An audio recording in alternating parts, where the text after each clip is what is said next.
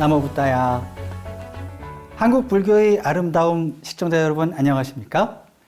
지난 시간에는 제가 고려 불화의 아름다움에 대해서 설명을 드렸는데요. 오늘은 그 이후에 더 이어진 조선 불화의 아름다움에 대해서 설명을 드리고자 합니다.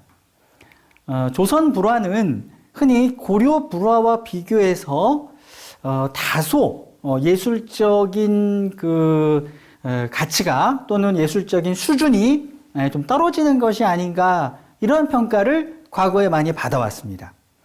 아마도 그 이유로서는 이 고려는 불교에 많은 지원이 있었고 또 아낌없는 그런 불사에 시주하는 분들이 많았기 때문에 고려 불화는 그렇게 수준이 높을 수 있었지만, 조선시대는 억불숭유 시대였기 때문에 당시 사회 지도층들이 더 이상 직접적으로 불교에 시주하거나 후원할 수 없었던 점, 아마도 이런 점이 고려 시대에 비해서 조선 시대의 불교 미술의 수준이 더 떨어진 것이 아닌가, 이렇게 보는 시각이 있었습니다.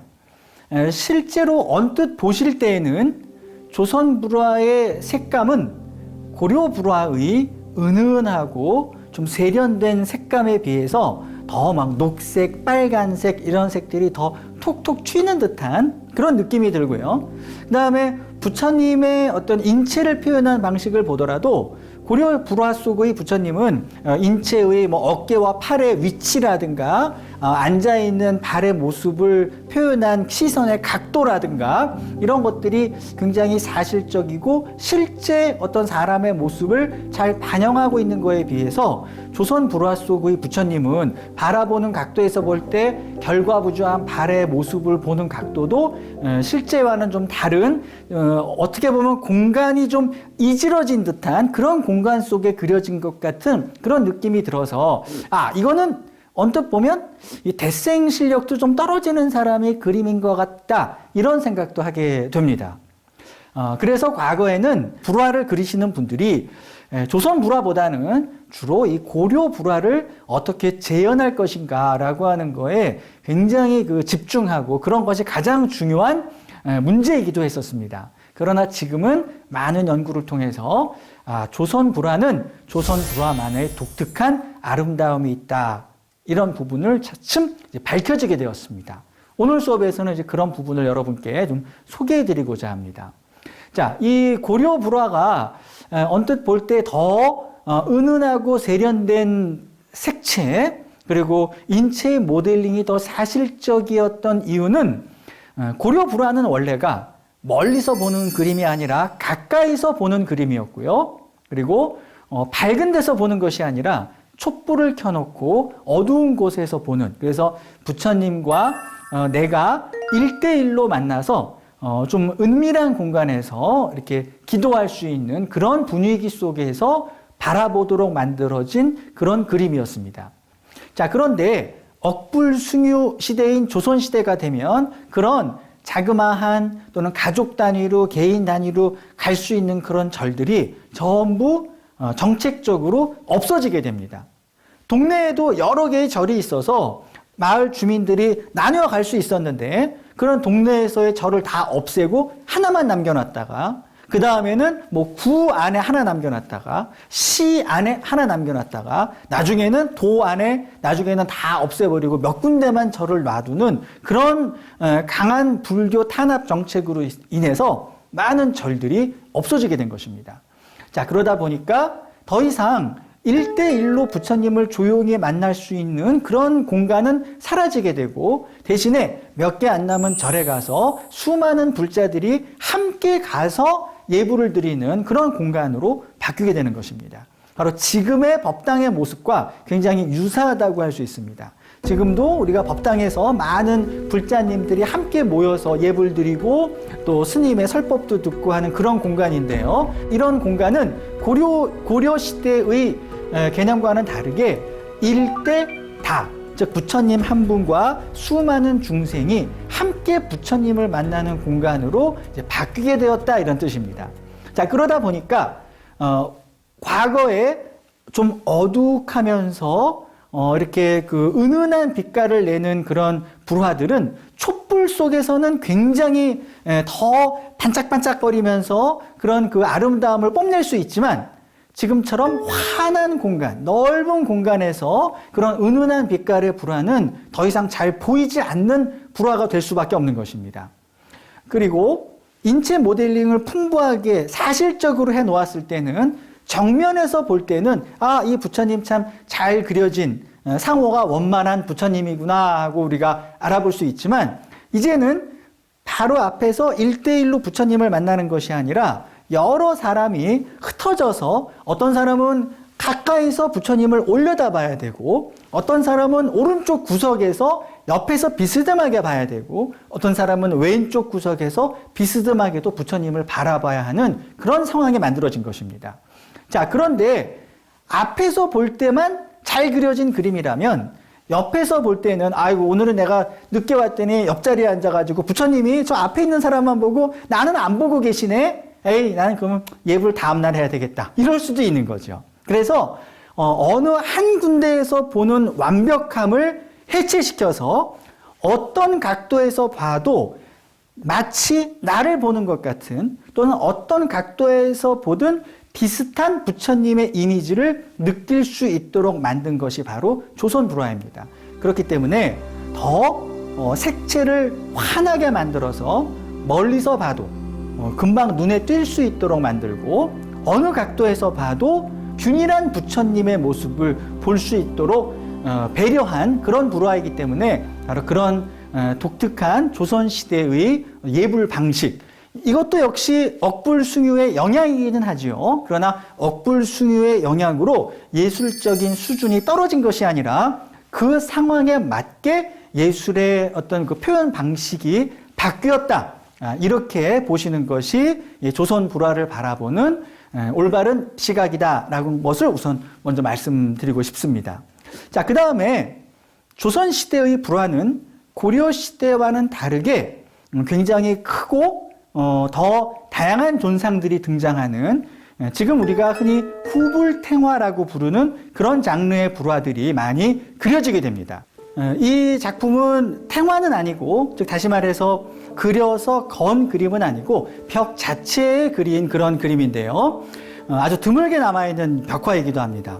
모델링이라든가 이런 필선이나 이런 것은 고려시대의 불화를 따르고 있으면서도 고려시대보다는 훨씬 밝은 색채를 보여주고 있는 그런 불화의 어떤 즉 고려에서 조선으로 넘어가는 그런 중간의 과정을 보여주는 중요한 작품이라고 하겠습니다. 이 작품을 보시면 지난 시간에 그 고려 아미타 내용도에서도 말씀드린 것처럼 한국, 특히 고려나 조선에서만 유독 아미타 부처님의 협시보살을 경전에 나오는 관음과 세지보살이 아닌 관음과 지장보살로 표현하는 경우가 많았었는데요. 이 무의사 벽화에서도 마찬가지로 이런 지장보살과 관음보살이 함께 등장하고 있습니다. 그리고 거대한 벽화이면서도 고려 불화에서 보셨던 것과 같은 그런 관음보살이 투명한 천회를 걸치고 있는 모습을 아주 미묘한 색채의 대비를 통해서 여기는 투명한 천이 덮여 있는 곳, 여기는 덮이지 않은 곳, 이런 것들을 아주 섬세하게 표현한 그런 모습을 보실 수 있고요. 그리고 이 부처님 주변에는 마치 황금색 구름이 뭉게뭉게 피어나는 것처럼 이렇게 표현이 되어 있는데요. 그것을 보면 연기가 펑 하면서 부처님이 그 연기 속에서 쫙 모습을 드러내는 것 같은 어떤 그 순간을 아주 실감나게 표현한 것이라고 할 수 있겠습니다. 자, 이렇게 아미타 부처님이 나타난다는 것은 곧 이 세계가 극락세계라고 하는 것을 나타내는 것인데요. 그래서 이 법당에 보면은 이 주변에 아미타 부처님이 극락세계에서 설법하는 장면, 또는 아미타 부처님이 이 극락으로 우리를 데리러 가기 위해서 나타나신 장면, 이런 것들이 함께 다 어우러져서 거대한 극락세계의 모습이 이 법당 안에 그대로 구현되는 것이죠.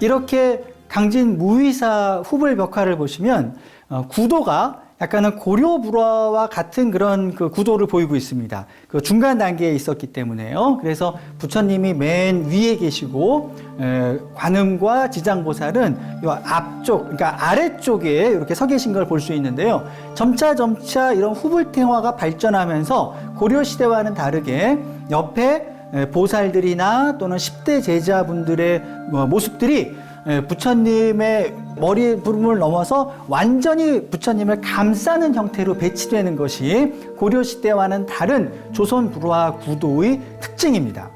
부처님의 설법을 듣는 그런 다른 보살, 나한 이런 분들이 고려 불화에서는 전부 부처님 앞쪽에 놓인 것으로 그려진 것이었지만 부처님 위쪽으로 그려진다는 이야기는 부처님을 둘러싼 뒤쪽 공간에까지 전부 에워싸고 지금 설법을 듣고 있다라고 하는 것을 표현한 그런 개념으로 볼 수 있습니다. 그래서 우리가 앉아있는 공간, 그리고 불단 위에 부처님이 앉아 계신 공간, 그리고 그 불단 너머 뒤쪽의 공간까지 연결해서 온통 부처님을 에워싸고 설법을 듣고 있는 그런 장면을 미술, 시각적으로 표현한 것이라고 하겠습니다. 자, 그런 것과 더불어서 여수 흥국사 영산회도에서는 보살 두 분이 다른 보살들은 전부 부처님을 바라보고 계신데 양 옆에 두 보살은 고개를 빠끔 숙여서 정면을 바라보고 있습니다. 그 바람에 이 보살님들이 굉장히 눈에 띄는데요. 마치 방울방울 이 보살님들의 광배가 방울방울 이어지면서 지금 그 과학에서 이야기하는 멀티 유니버스, 다중 우주라고 할까요?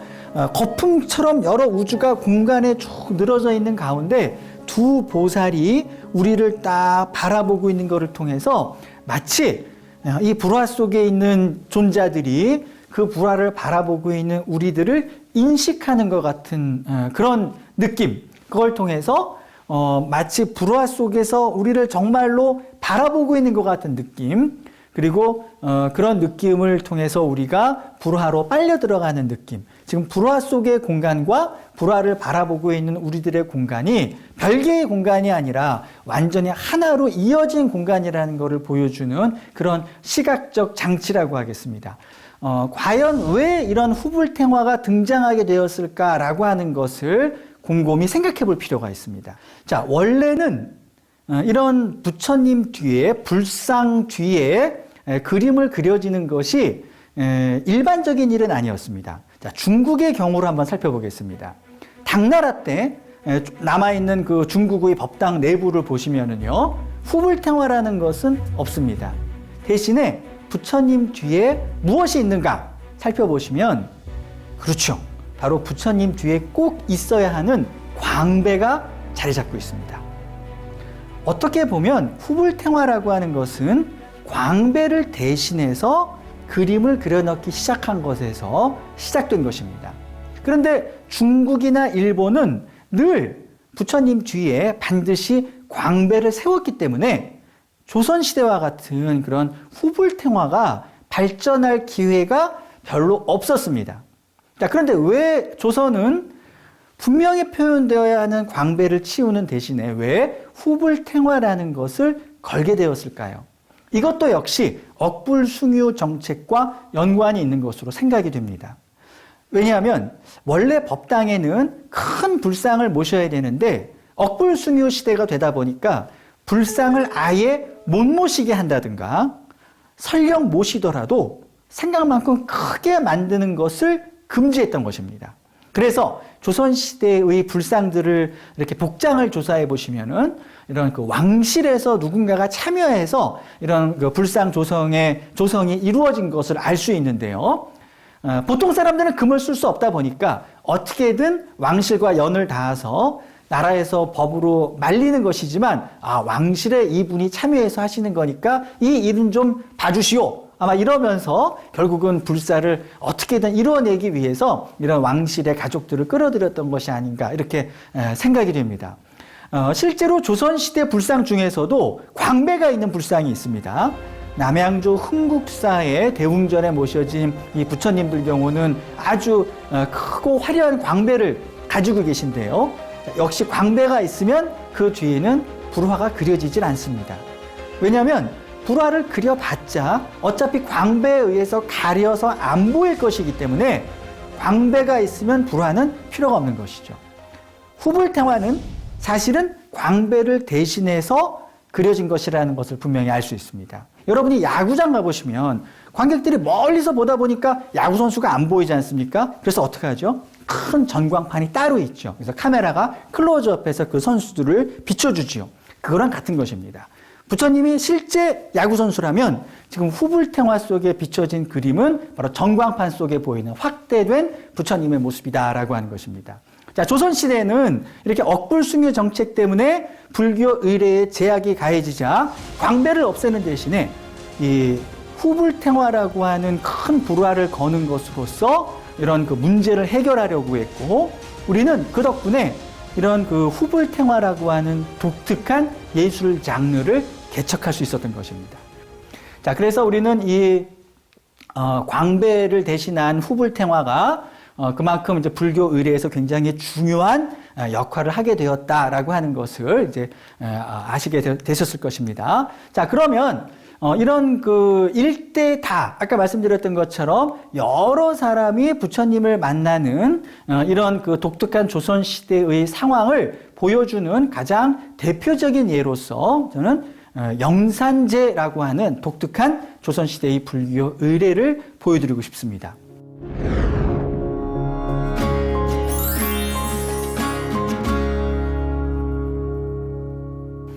일대다, 즉 부처님 한 분과 여러 중생들이 만나는 대표적인 불교 의식이 바로 야외에서 진행되는 이런 거대한 법회인 영산제일 텐데요. 자, 영산제라고 하는 것은 영산, 즉 영축산입니다. 영축산은 부처님께서 실제 그 세상에 나오셔서 설법하셨을 때, 활동하셨을 때 가장 많은 설법을 하셨던 곳이고, 그래서 영산제라고 하는 것은 바로 이 영축산에서 했던 부처님의 설법을 재현하는, 다시 리바이벌하는 바로 그런 의식이라고 하겠습니다. 석가모니 부처님께서 영축산에 들어가셔서 설법했던 이유는 이 세상의 더러움을 피해서 산에 들어가셨던 것이 아닙니다. 오히려 산에서 설법하셨던 이유는 그 어떤 차별도 없이 누구나 와서 설법을 들을 수 있도록 하기 위해서 아무런 제약도 없이 누구나 모일 수 있는 산을 설법의 장소로 선택하셨던 겁니다. 자, 만약에 부처님께서 어떤 왕궁 안에서 설법을 한다고 생각해 보십시오. 사람들은 궁궐 안에 들어가야 돼? 거기 들어가는데 우리 같은 사람이 들어갈 때 막 지저분하다, 아니면 우리는 계급이 낮은 사람이다, 우리를 막 물을 흐린다, 그러면서 우리를 막지 않을까? 괜히 가서 곤란 당하느니 안 가는 게 낫겠다 하면서 그런 장소에는 누구나 다 모이라고 하더라도 접근하기가 굉장히 어려웠을 겁니다. 또 산이라는 곳은 어떻습니까? 아무리 지체 높은 사람이라도 결국은 자동차나 이런 걸 타고 갈 수 없고 결국은 걸어서 올라가야 하는 곳입니다. 왕족도, 귀족도, 돈 많은 사람도, 가난한 사람도, 노비도 전부 걸어서 올라가야 하는 곳입니다. 그렇게 올라가다 보면 전부 부처님 앞에서 우리는 모두 평등한 사람이다, 우리는 다 같은 사람이다 라고 하는 것을 부처님께서는 보여주고 싶으셨던 겁니다. 그래서 그때 정말 부처님이 영축산에서 설법하실 때는 왕공 귀족도 따로 없었고 신분이 미천한 사람도 따로 없었고 우리 모두가 함께 모여서 부처님의 가르침을 들을 수 있었던 그런 시간이었다, 이걸 기념하는 것이죠. 자, 그런 상황에서 설법의 내용이 어때야 될까요? 거기에 모인 똑똑한 사람들을 위해서 어려운 설법을 하다 보면 잘 배우지 못한 사람들이 저거는 내가 못 알아듣는 설법이다, 내가 올 자리가 아니었나 보다, 다음엔 오라고 해도 오지 말아야 되겠다, 그리고 안 올 수 있는 겁니다. 또 그런 일자무식인 사람을 위해서 쉽게 설법을 하다 보면 똑똑한 사람들이 뭐야 나는 좀 복잡하고 좀 어려운 문장을 배우러 왔더니 여기는 그냥 가나다 ABC 가르치는 곳이구나, 여기는 초급 코스라 내가 올 필요가 없겠다 하고 다음엔 안 올 것입니다. 자, 똑똑한 사람, 못 배운 사람, 있는 사람, 없는 사람을 다 불러놓고 그 모두가 만족할 수 있는 설법을 한다는 거, 이거는 굉장히 어려운 일입니다. 그런데 부처님은 그걸 하셨다는 겁니다. 그래서 쉬운 말로 설법을 하는데도 그 안에 모든 진리와 모든 깨달음을 위한 지혜가 다 그 안에 들어있어서 아는 사람이나 모르는 사람이나 굉장히 어려운 내용인 줄 알았는데 바로 저거였구나, 이렇게 깨달을 수 있는 그런 설법을 하셨던 곳이 바로 영축산이었던 것입니다. 그리고 그런 영축산에서 하셨던 설법 중에서 가장 대표적인 설법의 내용이 바로 법화경에 담겨 있습니다. 그래서 흔히 우리는 그 영산제라고 하는 것은 영축산에서 부처님께서 법화경을 설하셨던 것을 기념하기 위해서 하는 그런 야후의 법회, 이것을 바로 영산제라고 하는 것입니다. 자, 이런 영산제야말로 부처님 한 분과 우리 중생 모두가 만나는 일대다라고 하는 그 만남을 가장 잘 보여주는 그런 법회라고 할 수 있는데요. 바로 그 안에서 불교 회화가 어떤 의미를 가지고 어떻게 중생들에게, 불자들에게 보이는가를 보신다면 바로 진정한 조선 불화의 매력을 더 잘 느끼실 것 같습니다. 영산제를 위해서는 우선 이렇게 야외에 별도의 불단을 만들게 됩니다. 이런 걸 뭐라고 하냐면 야단 법석이라고 하죠.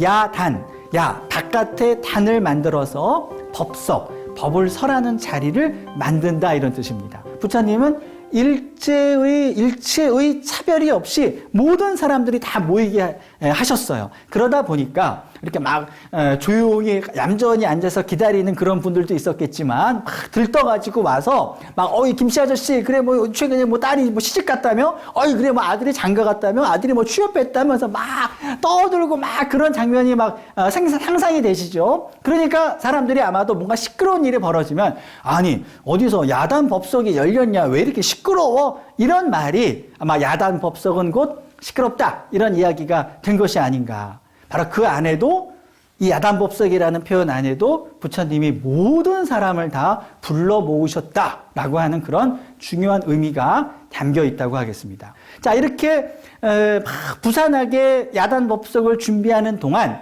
이번 법회의 주인공이 부처님이시죠. 그 부처님을 표현한 불화는 법당 뒤에 조용히 이렇게 걸려 있습니다. 원래 예불은 불상을 모시고 하는 것이 더 바람직한 모습이겠지만 야외에 불상을 모셔오기란 굉장히 힘든 작업입니다. 조각은 무겁고, 그리고 설령 모시고 나온다고 해도 야외에서 볼 때는 이 목조 불상 부처님은 너무 크기가 작기 때문에 힘들어 모셔 나와도 잘 보이지가 않습니다. 그래서 이런 야외 법회를 위해서 특별히 거대한 불화, 거의 높이가 한 10m쯤 되는 거대한 불화를 따로 이렇게 만들어 두었다가 이런 야단 법석에 사용하고 있는데요. 이런 불화를 흔히 이제 괴불이라고 합니다. 걸 괴자를 써서 거는 불화라고 하는 의미로 불리우고 있습니다. 보통은 이런 괴불을 꺼내기 위해서 사찰 법당 뒤에 보면 이런 뒷문이 달려 있습니다. 가끔 법당 뒤에 있는 저 문은 언제 쓰나 이렇게 생각하시는 분들도 계실 텐데요. 바로 이렇게 부처님 거대한 그 불화를 모시고 나오기 위한 그런 문의 용도로 사용됐던 그런 경우가 많이 있습니다. 자, 이렇게 점차 조심스럽게 부처님이 모셔진 괴불함을 꺼내서 법석이 있는 자리로 모셔오고 있는데요. 그렇게 법석으로 옮겨진 불화를 조심스럽게 꺼내서 걸기 시작합니다. 운흥사의 영산회 괴불도는 1730년에 의겸이라고 하는 그 당시에 너무나 유명했던 승려 화가께서 그린 그런 그림인데요. 색채도 너무나 선명하게 잘 남아있고 마치 어제 오늘 그린 그림처럼 보존 상태가 굉장히 좋은 그런 불화입니다. 이 불화는 아마도 늘 걸어놓는 것이 아니라 이렇게 원래는 잘 보관했다가 또 너무 보관만 해놓으면 뭐 좀도 쓸 수 있고 또 너무 뻣뻣하게 굳어서 필 수 없는 그런 상태가 될 수도 있는데 수백 년 동안 1년에 한두 번씩 폈다 접었다를 계속한 덕분인지 색채도 잘 남아있고 보존 상태도 좋은 그런 불화입니다. 그에 거는 불화다. 그런데 불화가 전부 걸려있죠. 그죠? 뭐 비단에 그리든 종이에 그리든 전부 걸려있는 그림인데 왜 이것을 특히 괴불이라고 하느냐. 여기서 말하는 괴는 걸려있는 정적인 상태를 이야기하는 것이 아니라 이렇게 걸기 위해서 펼치는 보다 동적인 상태를 의미하는 것입니다. 그래서 불화가 펼쳐진다는 것은 단순하게 그림을 펴는 것이 아니라 마치 부처님이 달 떠오르는 것처럼 저 지평선에서 여기 다들 모여있네요 그러면서 부처님이 이렇게 모습을 드러내는 태양이 뜨거나 달이 뜨는 것처럼 부처님의 모습을 드러내는 장면이라고 보시면 됩니다. 원칙적으로는 이 부처님이 사실은 하늘에서 내려오시는 겁니다. 그래서 법회할 때 보면 강림 해주시기를 바랍니다. 이렇게 부처님께 요청을 하거든요. 강림, 내려오신다는 거죠. 근데 내려오시려면 원래는 이제 발부터 보여야 되는데 이 불화를 펼 때 발부터 보이게 피기가 어렵기 때문에 이렇게 펴다 보면 부처님이 달 뜨는 것처럼 보이기는 하지만 여하간 다른 차원, 다른 세계에서 부처님이 우리가 있는 이 현실 세계로 지금 모습을 나타내시고 있는 장면이다. 이렇게 보시면 되겠습니다. 그래서 부처님의 이 거대한 불화가 펼쳐지는 장면을 보면 정말로 장관이죠. 모든 불화를 펴게 되면 이렇게 높이가 한 10m 정도 되는 거대한 부처님이 우리의 눈앞에 펼쳐지게 되는 것입니다. 굉장히 거대한데도 섬세하기 그지없습니다. 그리고 여러 사람들이 바깥에서 그것도 아주 환한 야외에서 보기 때문에 색채가 지금 보시는 것처럼 빨간색, 녹색, 그다음에 파란색, 분홍색 이런 것들이 막 톡톡톡톡 튀지 않으면 야외에서 이런 그림은 제대로 보이지가 않는 것이죠. 자, 조선 불화는 고려 불화에 비해서 품격이나 예술성이 떨어지는 것이 아니라 그것을 어떤 상황에서 보느냐에 따라서 그 상황에 맞게 변화된 것이기 때문에 그리고 그 상황에 최적화된 것이기 때문에 역시 뛰어난 예술성을 지니고 있다 라고 하는 것입니다. 자, 이렇게 다 펼쳐졌습니다. 이제 2500년 전의 인도와 지금 현대의 한국을 이어주는 그런 차원을 넘나드는 문이 열린 것입니다. 자, 이렇게 열리고 나니까 그 열린 문을 통해서 지금 부처님이 걸어 나오고 계시는 것을 여러분들이 보고 계시는 것입니다.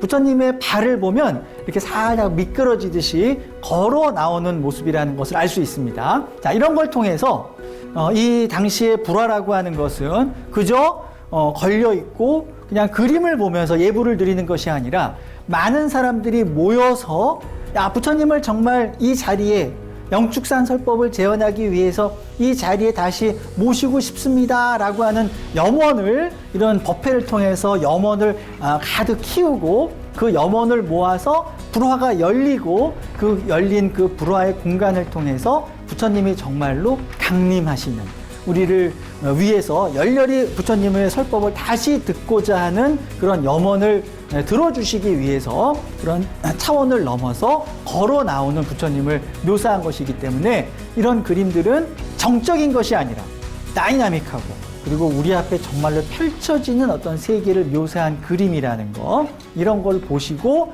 이 조선시대 불화를 보신다면 그 불화의 생동감, 생명력 이런 것도 더 잘 느끼실 수 있을 겁니다.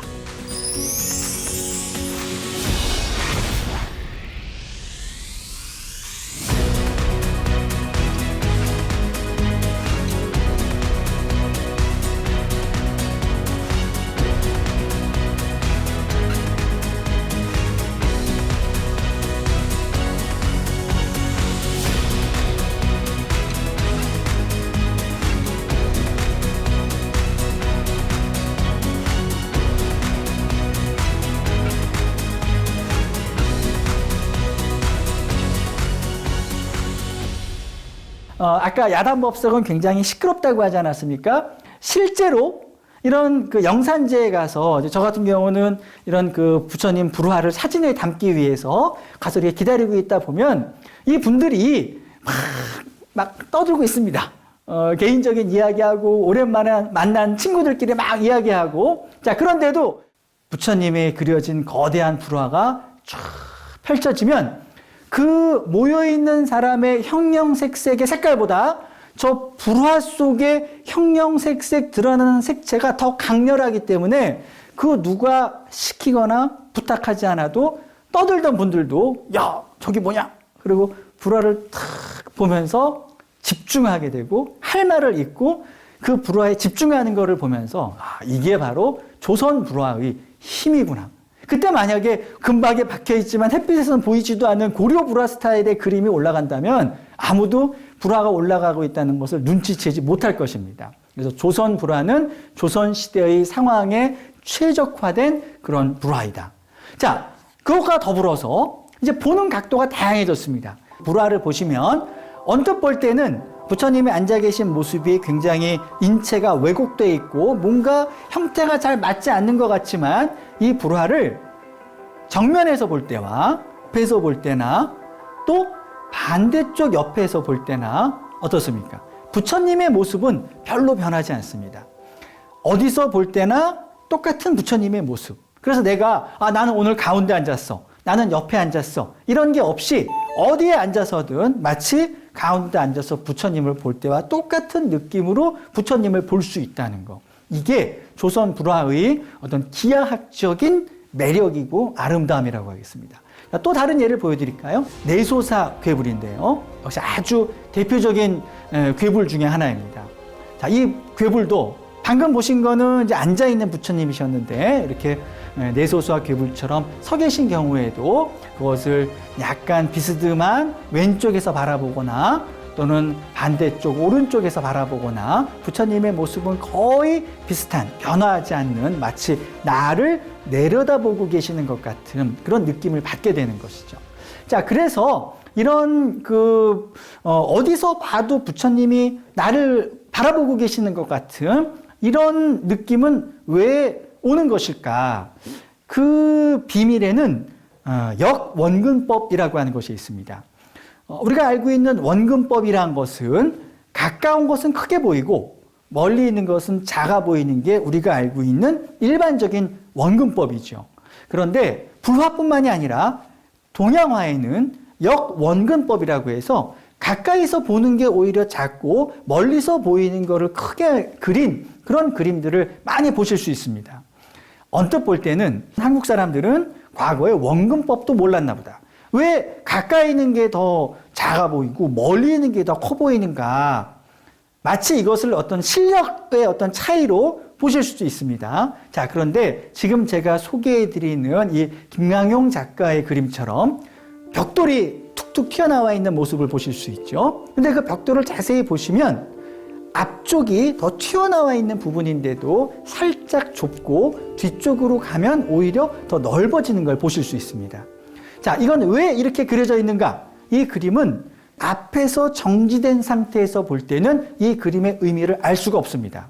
그런데 여러분이 이런 그림을 앞에서 좌우로 왔다 갔다 하면서 보시다 보면 이 툭툭 튀어나와 있는 벽돌들이 나를 따라서 막 움직이는 것 같은 느낌을 받으실 수 있습니다. 그 비밀이 어디 있느냐? 바로 역원근법에 있습니다.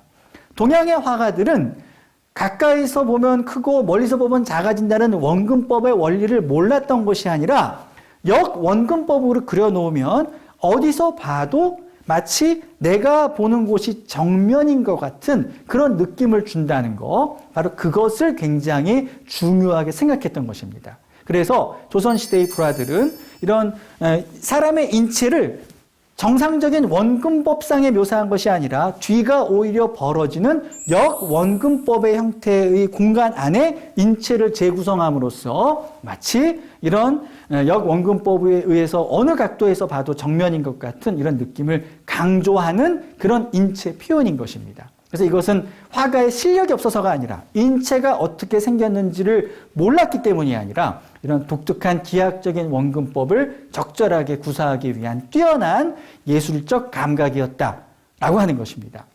자, 이렇게 어디서 보든 나를 보는 것 같은 느낌을 주는 또 한 가지 방법이 있는데요. 역원근법이 아니라 이것은 좀 다른 방법입니다. 대표적인 예가 우리가 부안 내소사에 가보시면은 내소사에 그 후불탱화가 걸려있는 그 벽 뒤쪽에 백의 관음도가 그려져 있는데요. 이 백의 관음도를 그냥 보는 것이 아니라 아마 가보시면 이 스님이나 또 보살님들께서 설명을 해 주실 겁니다. 이 백의 관음도를 눈동자를 보면서 걸어가 봐라. 그러면 이 보살님의 눈동자가 여러분을 따라오는 것을 볼 수 있을 것이다. 이런 이야기를 해주십니다. 에이, 무슨 말도 안 되는 얘기인가 이렇게 생각하실 수도 있는데요. 실제로 그렇게 걸어가다 보면은 정말 이 백의관님께서 나를 쳐다보고 계시네 라는 느낌을 정말로 받게 됩니다. 신기한데요. 마술이 아닙니다. 자세히 보시면은 이 벽화가 이 백의관음의 얼굴이 그려진 부분이 벽면이 약간 안쪽으로 들어가 있습니다. 이것이 비밀인데요. 오목한 곳에 그림이 그려져 있으면 역시 어느 각도에서 보든 나를 보고 있는 것 같은 그런 시각적인 착각을 일으키게 됩니다. 그걸 이용한 것이죠. 물론 이 내소사의 백의관음도가 이런 현상을 나타나게 된 것이 의도적으로 벽면을 움푹하게 만든 것인지 아니면 양쪽 기둥 사이에 그림을 그리면서 이렇게 그 벽을 미장을 하는 가운데 우연찮게 벽이 오목하게 됐기 때문에 이런 현상이 일어난 것인지는 정확하게는 알 수가 없습니다. 그러나 분명한 거는 옛 화가들이 아마 이런 기법을 분명히 알고 있었던 것 같다는 것입니다. 왜냐하면 중국의 당나라 때의 기록을 보면 유명한 화가가 관음보살의 그림을 그렸는데 그 그림의 관음보살은 사람들을 따라서 눈동자가 움직였다라고 하는 기록들을 몇 군데서 찾아볼 수 있습니다. 그래서 이것을 한자 표현으로 전목시인이라고 되어 있는데요. 전목, 눈동자를 회전한다, 굴린다는 뜻이죠. 눈동자를 굴려서 시인, 사람들을 바라본다 이런 뜻입니다. 자, 왜 그때부터 이런 이야기가 나왔을까요? 아마도 이것도 역시 오목한 화면에 관음보살을 그려놓음으로 인해서 이런 어디를 가나 마치 시선이 따라오는 것 같은 그런 그림을 신비롭게 그렸던 그런 기법에서 비롯된 그런 전설 같은 이야기가 아닐까 생각이 됩니다.